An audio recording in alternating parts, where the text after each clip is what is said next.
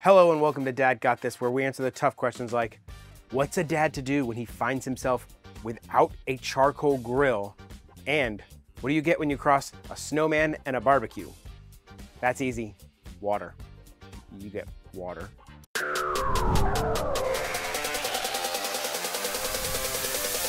I no longer have that issue. I have a completely different issue. This video is sponsored by Kamado Joe. Thank you, Kamado Joe. To remedy my no charcoal grill having problem, Kamado Joe sent me a Big Joe Series 3. Now, if you're gonna order a Big Joe, be ready. It is over 500 pounds here, and it had to be delivered on a pallet. It came in a big freight truck, and the only place we could put it was in my garage because there was no way for them to wheel this sucker along the side of my house in the grass on a pallet jack. So I now need to figure out how to get this onto my patio. I'm gonna go ahead and unbox as much as I can, see what I can get back there on my own, and then I'm gonna have to call in some backup. Once you get into the box, it's pretty simple. A couple other little boxes. I set up a little table to put everything on, and then this is what you see when you open your grill. Once you get that stuff out, you're gonna reveal the ceramic insides. You gotta get those out too. These are heavy, important, and fragile, so be careful.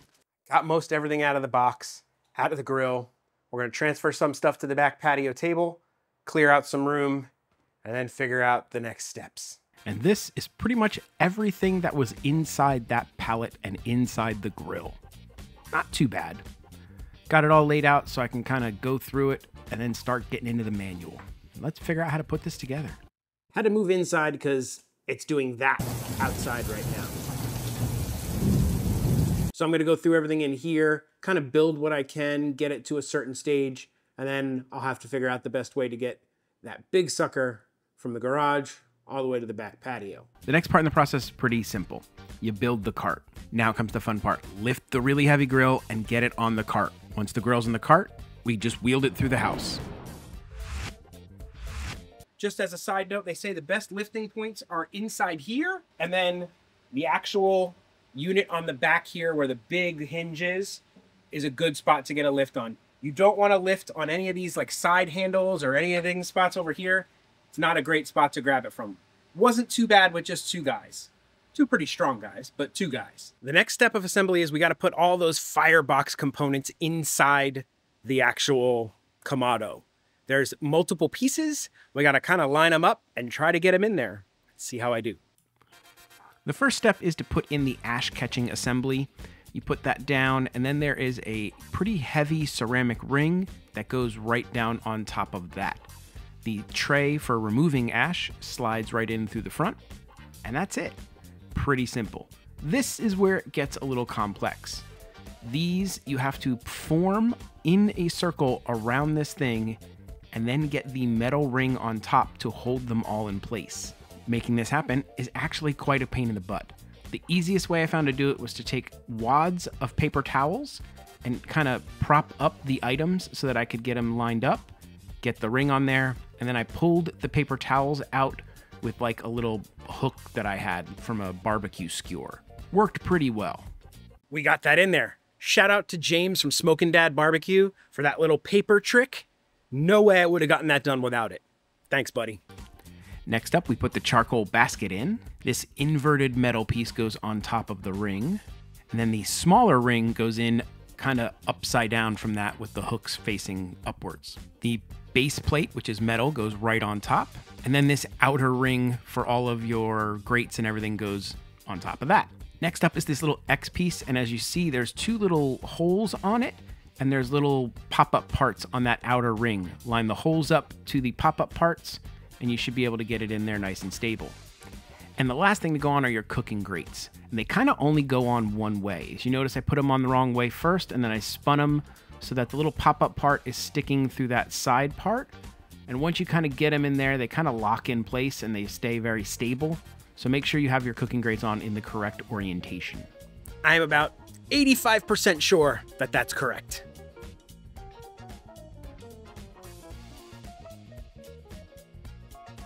Guess I just gotta put the side tables on.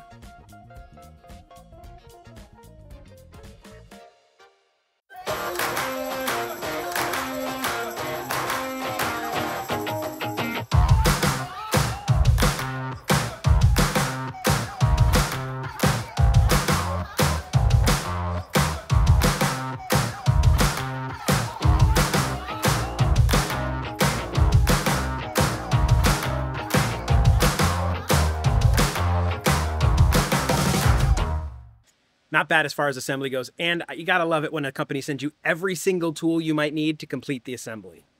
I do have a couple extra parts. Wouldn't be bad if I didn't. It's this piece here, which I believe is for adjusting the hinge, if the hinge needs any adjustments. And then there's this little shelf, because I think you can cook on multiple levels depending on how you set it up, with or without the slow roller.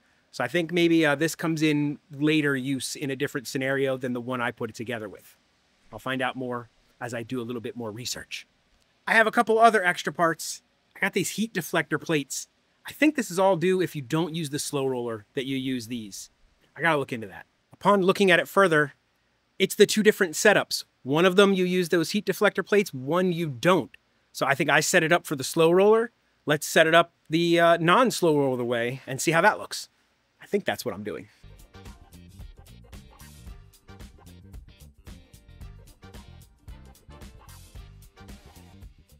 Now that we got the stuff for the slow roller out and we're ready to do like a normal grilling setup, we have to do our first burn-in. The procedure is you're gonna put in 3 to 5 pounds of charcoal, let it get up to a maximum of 400 degrees Fahrenheit. And keep it there for about an hour. Once that's done, you're good to go for whatever you want. After that period, I'm gonna stick a chicken on there and cook a chicken grilled and see how it comes out. Because around 350 or less should be a perfect temp to do a whole chicken. Spatchcock. Kamado Joe was also nice enough to send some of their big block lump charcoal.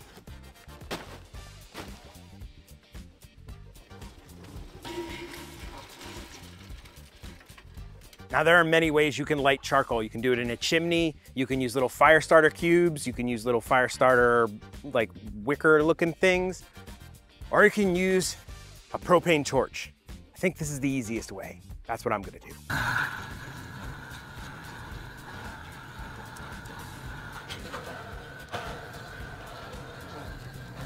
And after just a few minutes, I got fire going. Let's get this thing put together and figure out where we need to set our dampers.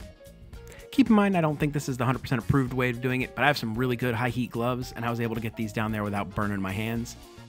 And there's no guides as far as what to do with your dampers. So I've got my bottom one at like a quarter open, and I'm on number 3 on the top. I do have some white smoke coming out, which means I have a fire. We'll see what this gets up to. For this chicken, I'm not doing anything special. I'm just gonna spatchcock it and then hit it with some of this Kinder's bourbon peach rub. That's it. If you want to know a little bit more about how to spatchcock a chicken, I'll throw a link down to a video where I explain it better. All we're doing here is really pulling the backbone out of the chicken, cracking the breast, and then I'm removing all of the inner bones, the breast bones, the rib cage, all that stuff. Hit it with the seasoning, it's good to go. It's been just under 30 minutes. Let's see where the temp's at. All right, we are right at about under 300. So we can kick this up a little, I think. We'll see where it gets. I just went to full open on the top and a little less than half, I guess, on the bottom. We'll check back in another 30 minutes. These take a while to equalize temperature, so this is a process. About 30 minutes later, it was rocking right at 350 degrees, so it's time to throw the chicken on. I threw it right in the center, and then because I lost a little bit of seasoning in my process of putting it on there, I decided to hit it with a little bit of smoked paprika just for color. I would have used more rub, but I ran out. To be able to monitor the cook, I threw a wireless meat thermometer in there so we can cook this chicken to perfection. Florida decided to Florida on me, and I'm getting a thunder and lightning storm, but chicken's at 147 in that breast area. Let's see what it looks like. I haven't even peeked at this guy since I stuck it on there.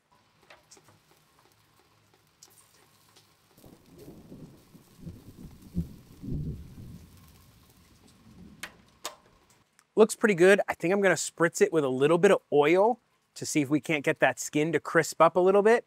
And I opened the bottom damper a little bit so we can get a little bit more heat in there. We're losing a little bit of heat, I think, due to this rain and the temperature drop. I don't know.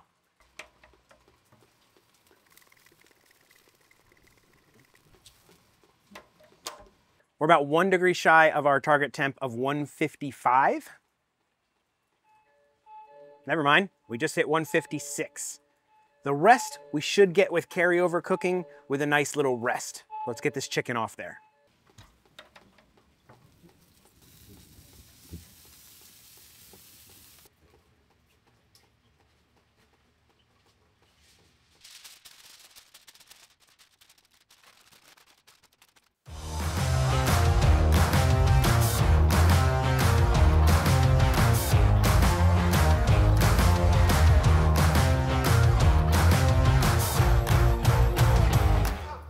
Our extremely juicy chicken is done, and other than I didn't get crispy skin,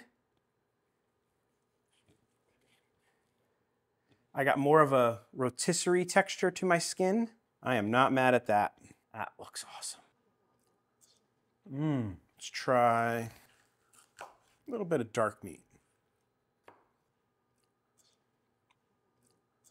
That's pretty good. I'm pretty sure the reason we didn't get crispy skin is no fault of the grill. It's because I built such a small fire.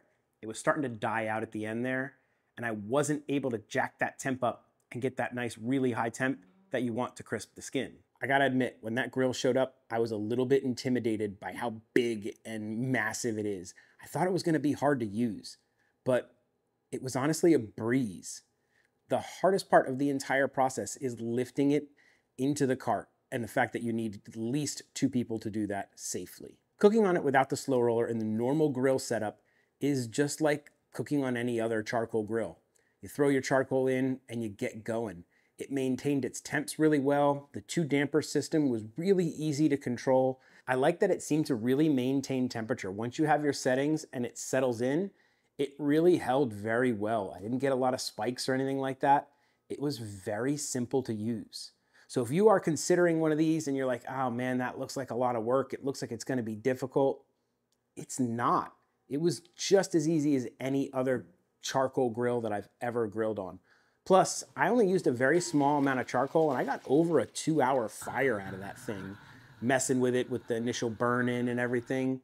And it's still over 300 degrees out there right now, all closed off. So it's really efficient. So I'm not as worried about needing a whole bunch of charcoal as I was when I first got it. I thought, oh wow, this thing's gigantic. I'm gonna have to use a bag of charcoal every time I wanna grill. No, I used very little bit of charcoal, and it's so efficient that it does that well, and it just holds with little amounts of charcoal. I can't wait to throw the slow roller in there and try some smoking. So if you wanna see that, please do the likey, subscribe stuff, leave a comment. YouTube loves it when you leave comments, and I answer just about every comment in my comment section. So drop me a comment. If you really want to support this channel, consider becoming a member. Members get 24-hour early access to videos, shout outs, producer credits, all kinds of fun stuff. I'll send them updates. They knew that this grill was here before you did. So if you want to be on the inside of the Dad Got This family, consider becoming a member. And I appreciate each and every one of you who is a member. If you'd like to pick up a Kamado Joe, I'm gonna throw some links down in the description. If there's any kind of deals, I'll throw them down there also. So this is a fantastic grill. I can't wait to do more stuff on this. So we answered, what does a dad do when he finds himself without a charcoal grill? That's easy, you get yourself a Kamado Joe. Guess that only leaves one question to answer. What does a possessed chicken lay? Deviled eggs. Yeah, pretty bad. Dad may get new charcoal grills thanks to Kamado Joe. Cook chickens that are pretty darn tasty. Tell horrible dad jokes. But there is one thing Dad will never do, and that's an outro. So that's it. Bye. This episode of Dad Got This was brought to you by our producers. Thank you very much.